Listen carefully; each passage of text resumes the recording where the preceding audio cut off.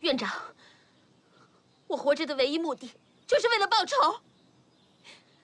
今天，要么让我留在队伍里，要么我就死在你们面前。院长，是死是活，你就给一句话吧。让一下，水凤，你快把刀放下。我宣布，杨水凤是我常有福的老婆，我们已经定了亲。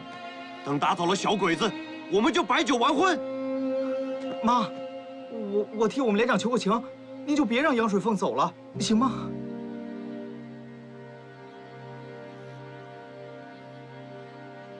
杨水凤，把刀放下。不，放下。院长，你今天不让我留下，报仇无望，我活着也没什么意义。刀给我，把刀给我。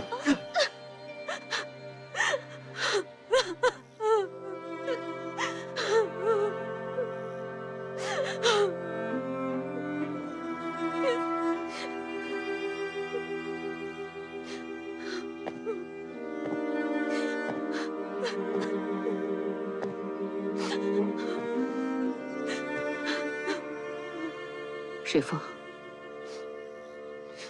我理解你，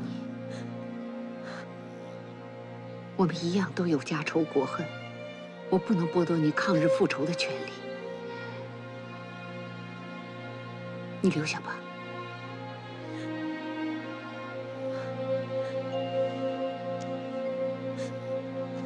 院长。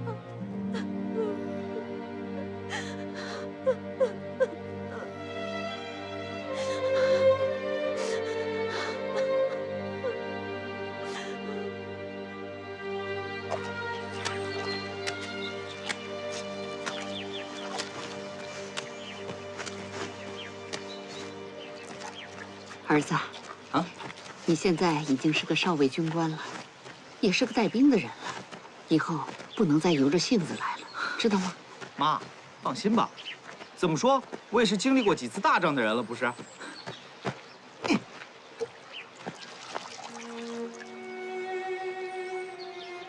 怎么了，妈？儿子，你说这句话，我还真的不放心你。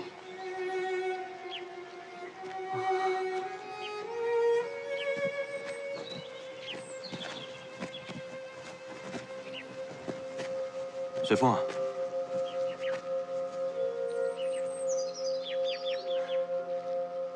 我伤好了，就要回部队了。你等着，等着我回来娶你啊！有福哥，我等你，1年、2年，一辈子我都等你。用不了那么长时间，最多1、2年。等我把小鬼子打跑了，我们就成亲。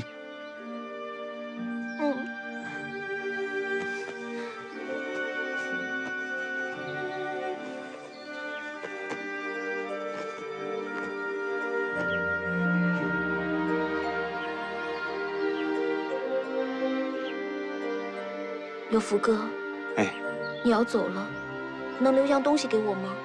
我想你的时候，我也能看看。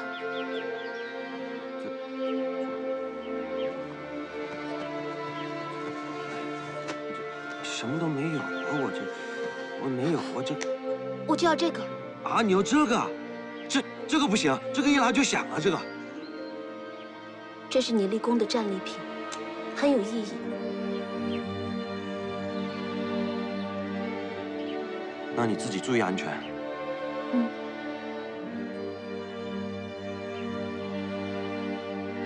常连长，我们该走了。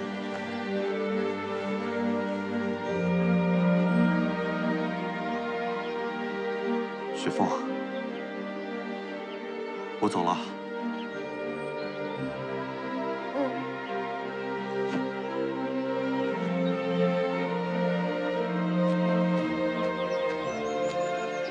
常连长，走吧。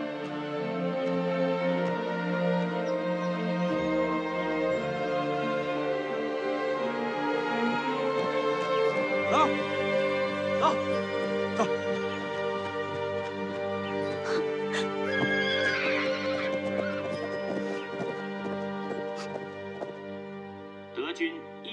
136个师，在3000多辆坦克引导下，绕过马奇诺防线，以 A、B 2个集团军进攻比利时、荷兰、法国、卢森堡等国。仅10多天时间，德国装甲部队就横贯法国大陆。法国总理贝当元帅和德国元帅希特勒签订了停战条约。委座。威廉先生，来，坐下谈。你说，这德国怎么只花了10几天的时间，就攻占了大半个法国？欧洲形势的发展急转直下，现在法国投降了，欧洲只剩下英国在抵抗德国了。英国伦敦也像重庆一样，在遭受法西斯的狂轰滥炸了。这个法国贝当政府开了一个不好的先例，这下中国的汪精卫们又会借此恶例掀起波澜。委员长，贝当政府的停战协定就是一纸投降书，在中国应该不会有市场。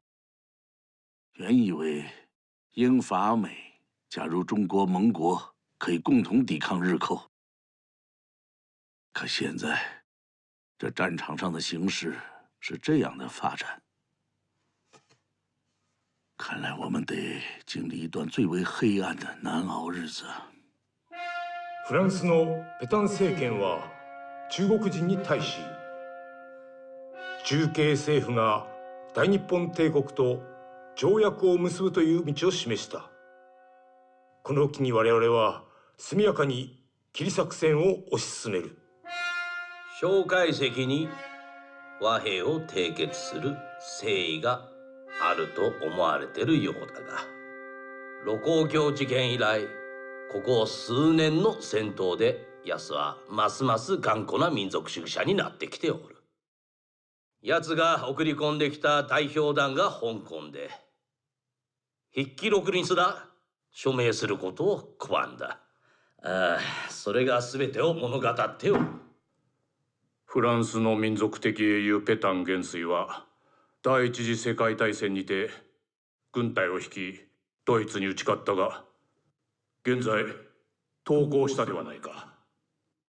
蒋介石には苦しみに耐え変化を待つという彼が誇示する理論があって、この苦しみに耐え変化を待つを維持していれば、イギリス、アメリカ、フランス、この3国は日本への戦争に参入し、そして中国は勝利できると考えていた。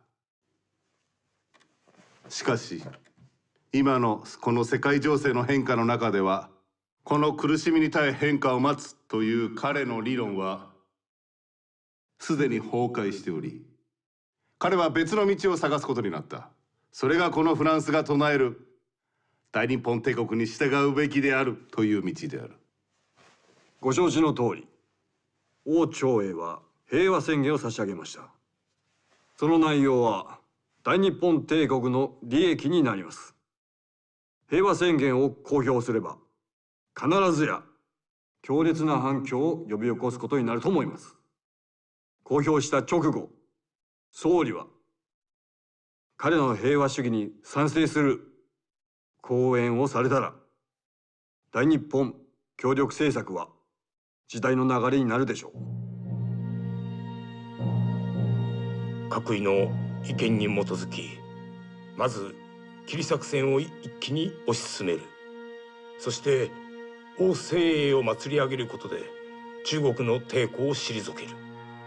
3つ目は重慶においてペタン路線を吹聴し、中国人を撹乱する。また外交上では、ドイツがヨーロッパ戦線で大勝している今こそ、ヒトラー、ムッソリーニと共同戦線を図り、ドイツ、イタリア、日本、この3国はできるだけ早く同盟の合意を締結するべきです。賛成だ。君たち外務省はドイツ、イタリアの両国と協議を結び、一刻も早く同盟を結ぶように。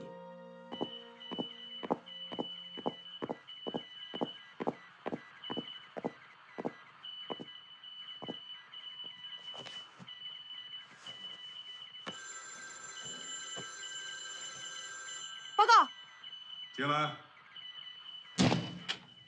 薛长官，据情报，冈村宁次已调任回东京了。可不是吗？调走了，冈村宁次调走了，那就是说，天皇不信任他了。不应该呀。我跟他至多是个平手，还没有分出胜负呢，怎么就调走了呢？你怀念他了？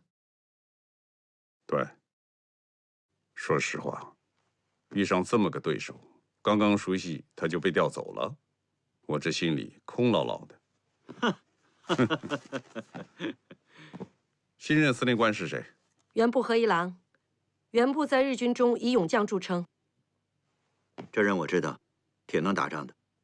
我也知道，我知道他的弱点。是吗？哎，你再收集一下他的材料，我再仔细研究一下他。这事儿交给我。好。上次让你们查泄密的事情有进展吗？正在查，但一时还没有头绪。啊，现在大战在即，要抓紧时间查。是。对敌电台监听设立了没有？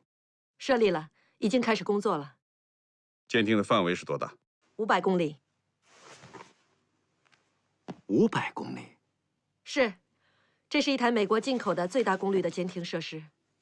哦，500公里。这么说，武汉、南昌都在监听之内喽？嗯。那你们下面的任务是争取破译敌人的密码。嗯，放心吧，长官，我们已经建立了破译小组。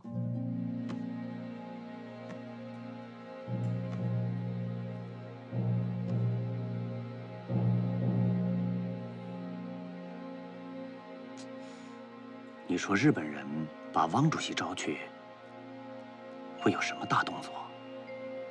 法国的贝当政府应该让日本人看到，中国也要有个政府出面，和日本人签订条约，日本才能从中国战争的泥潭里拔出腿来。说汪主席，还有谁呢？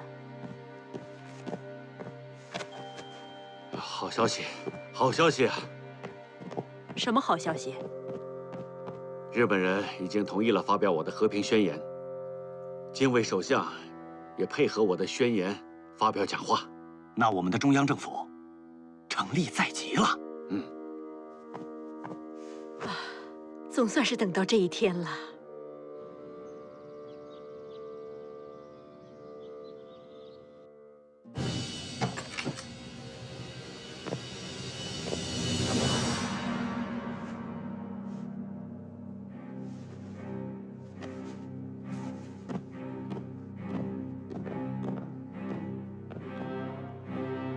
司令官殿、派遣軍司令部はすでに我々の計画、調査攻略を批准しました。そうが、すぐ各部署に兵力を集めさせろ。12万以上の兵力を集めて節約を潰すんだ。ですが、司令部から一時停止の命が下っています。夏だ。東京で地図だけ見ながら指揮を執ってる奴らが、そう簡単に重慶政府を倒せると思ってるのかね。大本営はもしや重慶政府を第二のベタン政府にするつもりでは。私も香港での機密会議の時に聞いたよ。宋さん、宋先生、お体の具合はいかがですか？ずっと気にかけておりました。我是一下飞机就赶过来了，请问有何见教？何のご用ですか？宋さん、请坐。请。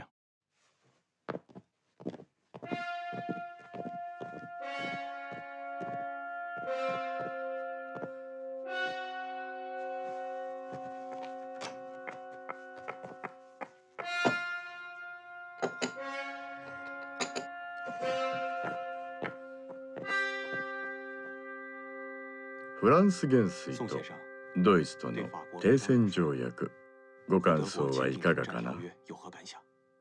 金井先生约我来，不会是来谈国际时事吧？これは日中の関係にとってとても意味のあるものだ。これは我が首相と板垣参謀長官が自ら書いたもの。どうぞお受け取りください。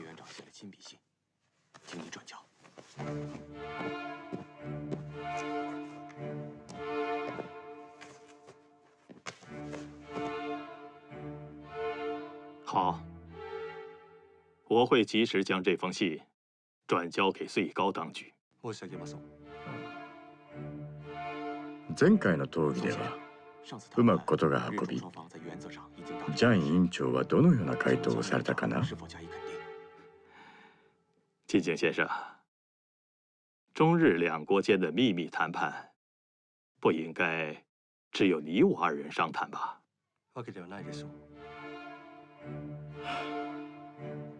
これは板垣参謀長官が自ら伝えろと言ったものだ。苏三，这是实现和平的最后的机会。蒋介石委員長、米韓と同じように決心しなさい。さもなくば我が皇軍は攻め落とす長沙、西安、長慶を。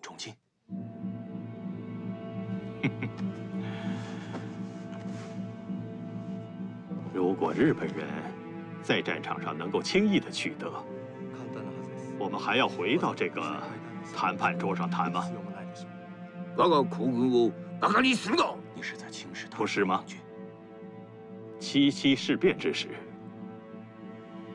你们就说自己有把握3个月取胜中国，就直接出兵了。那个时候想到过谈判吗？告辞了。貴様。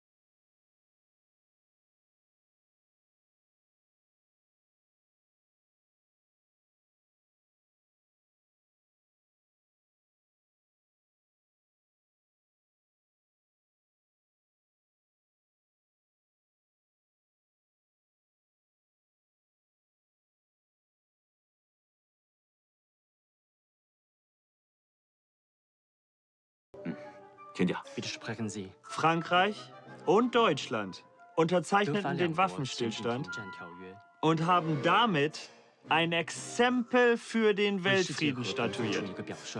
Ich denke, dass auch Ihr Land sich neuen Ideen öffnen sollte und sich somit einen neuen Weg für den Frieden erschließt.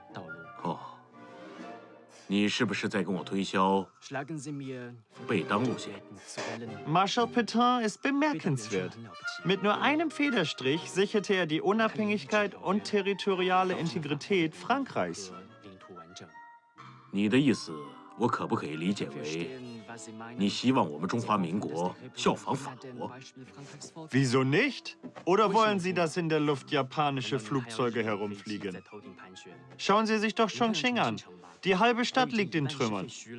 Deutschland hofft, dass China und Japan zusammen unsere Verbündeten werden und wir gemeinsam die Welt erobern. General Chen, in Paris leben die Leute jetzt im Frieden. Es scheint so, dass Marshal Pétain ein kluger und weiser Mann ist. Aber Wie kommt es, dass Ihr General Jiang Jieshi keine Lehre daraus zieht? 他叫什么名字啊？奥利弗。奥利弗先生，我可以代我们的委员长告诉你，我中华民国绝不是法国，我们的委员长也绝不会成为贝当。告辞了。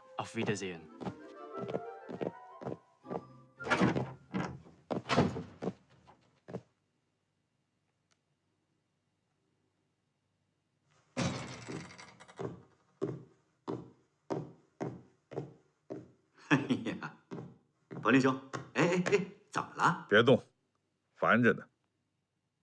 烦什么呀？我看看。重庆消息，高层人士都在议论贝当路线。投降议和的贝当路线甚嚣尘上，对我全国军民的抗战意志是一种瓦解。那个，你想说什么？你还记不记得我上次跟你说过的那个小道消息？你是说过这事儿，都听见什么了？薛长官，把门关上。是。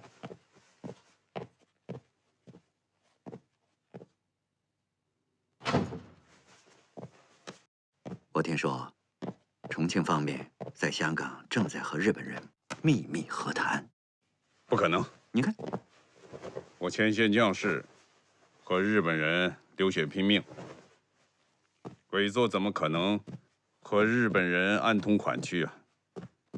反正这事儿啊，无风不起浪。有2点可以证明，这事儿真的不是空穴来风。说说看。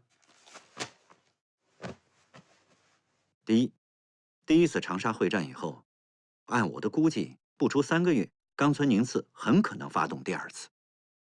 但是1年多过去了，第11军也没有任何动静。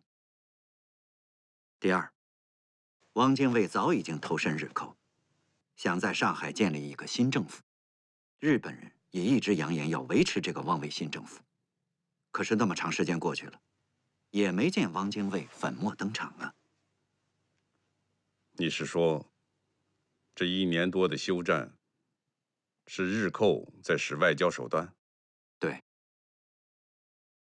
这汪精卫在上海迟迟没有到位，是日寇虚膝以待蒋委员长？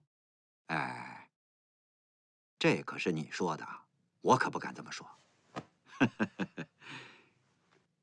但是柏林兄，你不觉得这2件事情很耐人寻味吗？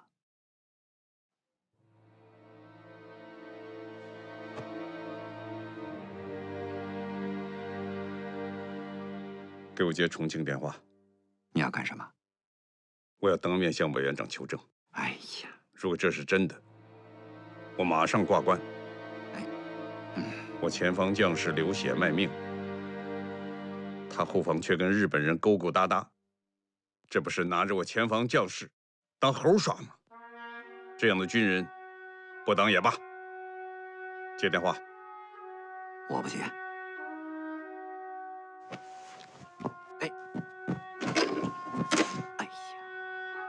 我的薛长官，你能不能消消气儿？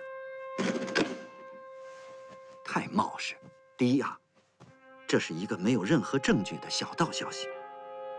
你这样去向委员长当面求证，我觉得不妥。第二，就算这是事实，说不定这是委员长的缓兵之计。你这么怒气冲冲的去质问委员长，这有犯上之嫌啊。所以这电话不打为好。不打为好啊！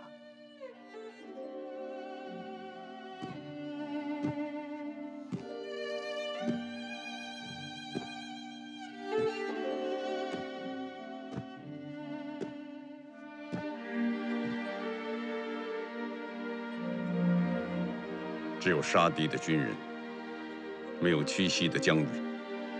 不管高层怎么样的瞻前顾后，只要有我薛岳在，长沙绝无投降2字。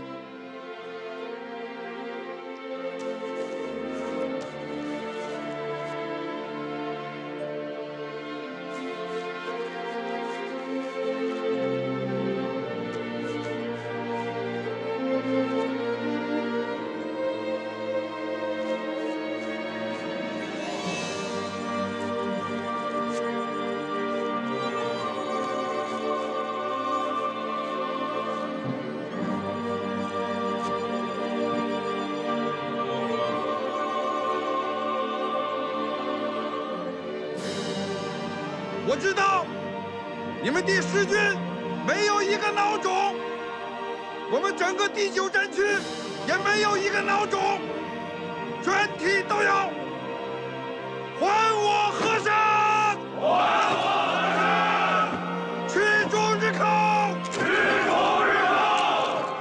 抗战到底！抗战到底！还我河山！还我河山！驱逐日寇！驱逐日寇！抗战到底！抗战到底！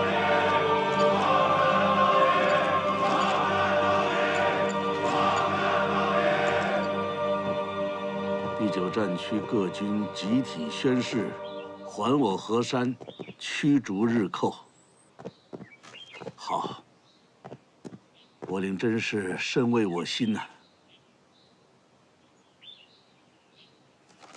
可我现在还是高兴不起来。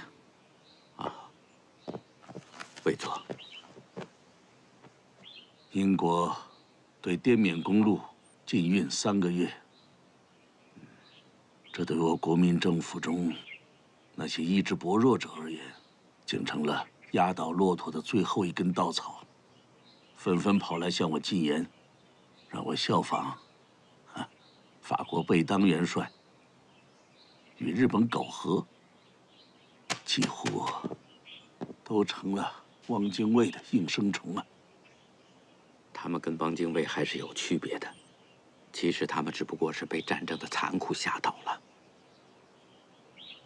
我说这英国到底还是一个岛国，鼠目寸光。他和日本苟合，让中国落得一个孤军奋战，这不等于是自断手足？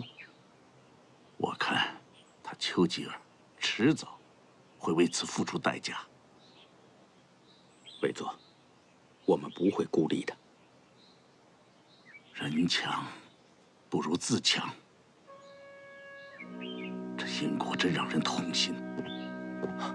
委座，有一个好消息，驻美大使刚刚发来电报，美国国务卿赫尔在1个小时以前发表声明，反对英国封锁滇缅公路。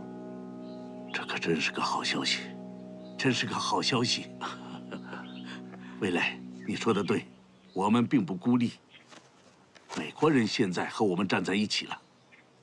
是啊。 England has been doing everything it can to fight Germany. We cannot risk a second war in Asia. We cannot fight 2 battles. China has tied up 1,250,000 Japanese troops in that area.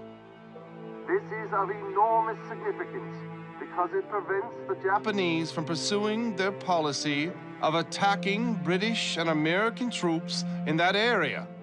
It just simply doesn't make sense to cut off supplies to the Chinese army when they desperately need them so much.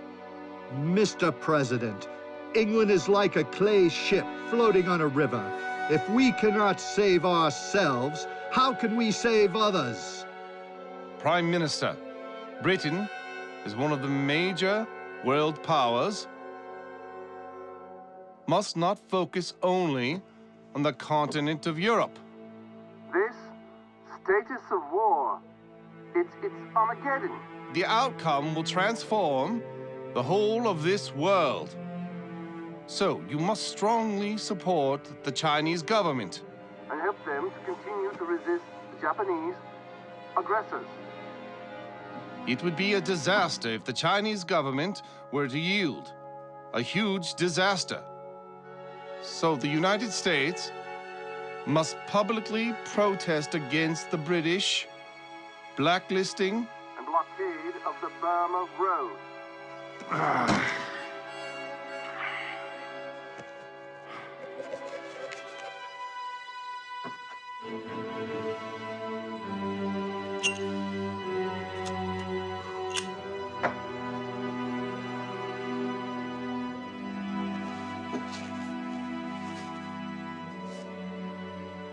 Mr. President, you are right.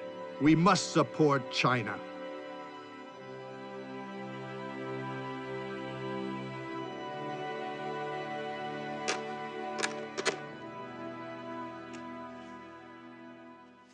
当前最大的危机啊，是蒋汪合流统一投降，统一反共啊。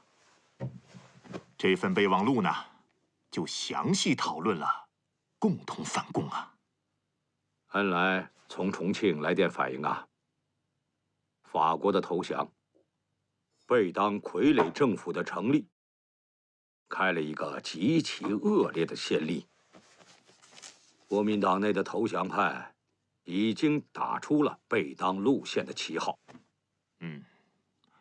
我们必须清楚地看到，蒋介石坚持抗战和我们坚持抗战的基点呢，有着根本性的不同啊。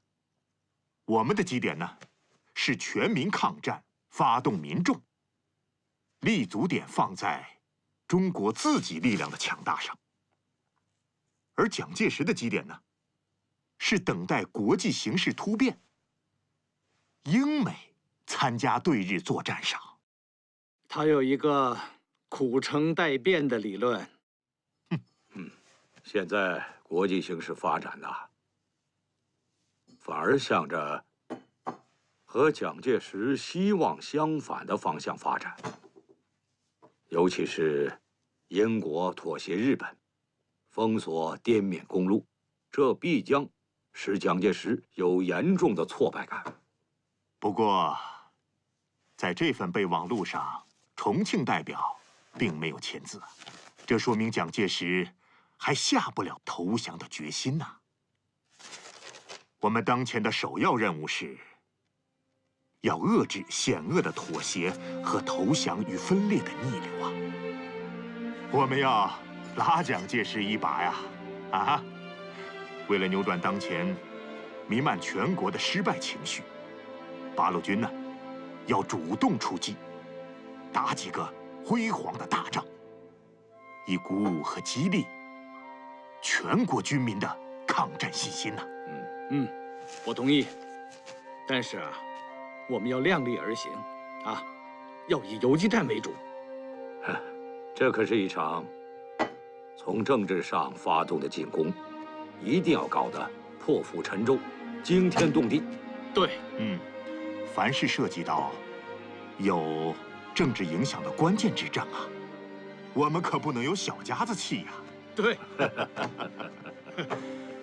朱总司令，你下命令吧。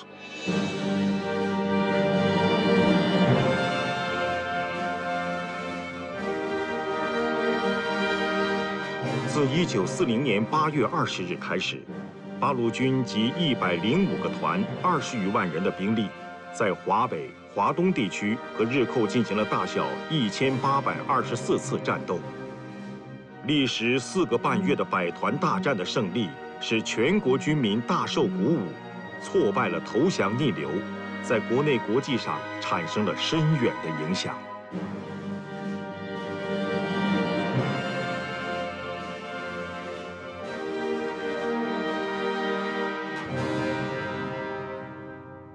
看了这些照片，不由人不感愤呐。是的，今后应该让各战区注意战地摄影。魏磊先生，我还有另外的感触。3年的时间不到，八路军从3万人发展到100个团，30万人。魏佐，敌后的老百姓不愿意当亡国奴，同仇敌忾。八路军又敢于深入敌后，因此而得以发展。伟大不掉啊！魏佐说什么？我是说，毛泽东已经占了先，我们不能落其后。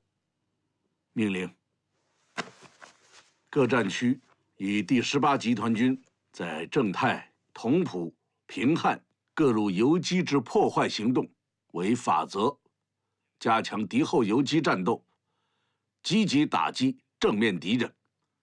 另外通知，我要召开军事会议。是。此次第18集团军在华北对敌主动展开了攻击，应予嘉奖。我亦以军委会的名义通令嘉奖，以激励全国军民抗战。委座令我草拟了一份电文，请大家听一下，有无异议？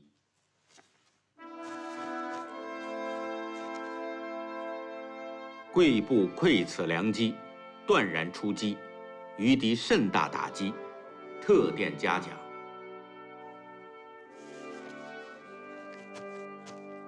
第18集团军是我国民政府管辖下的部队，这“贵部”二字是否用的不妥呀？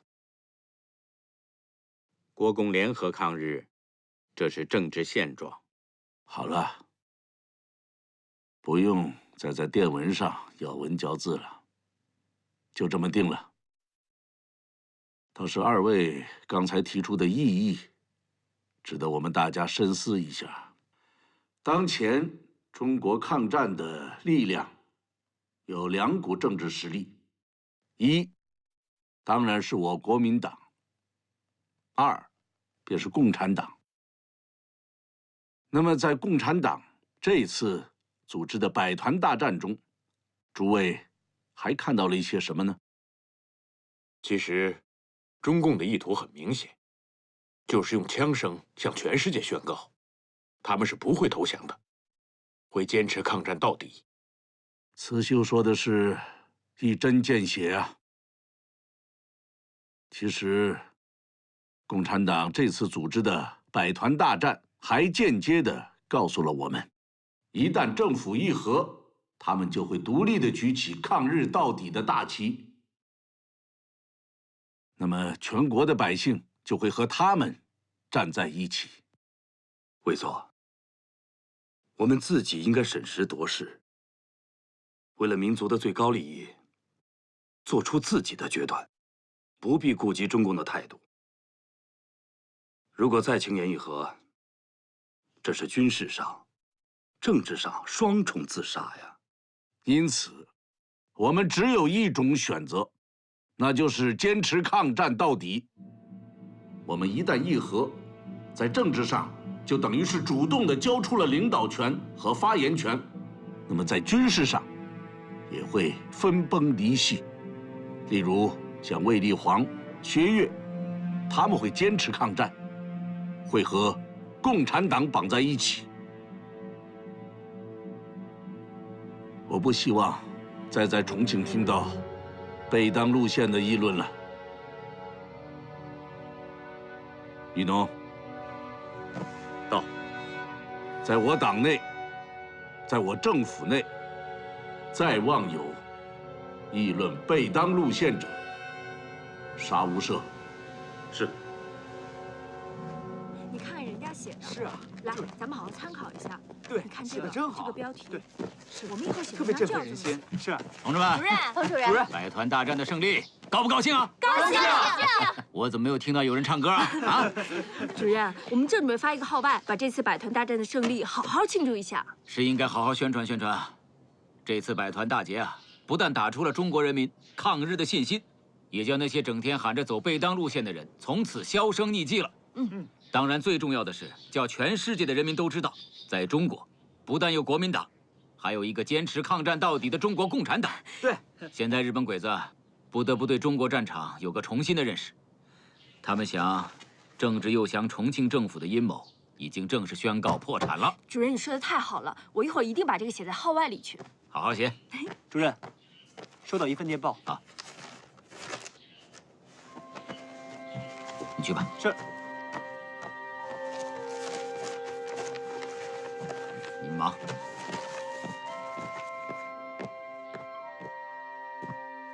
八路军石破天惊，打了一个百团大战，把华北搞得天翻地覆的。没放糖啊？延安窑洞里的朱德、毛泽东，最让人佩服之处是他们的政治远见。他们知道，在需要的时候打一场合适的仗。依我看，百团大战政治意义远远大于它的军事意义。百团大战的胜利，让重庆那些鼓吹贝当路线的人把头都缩回去了。可是从军事方面来说，我不敢恭维。什么游击战了、麻雀战了，还有地雷战了、地道战了，都是小打小闹。报上那些宣传都过于夸张了。报告，薛长官，彭主任来了。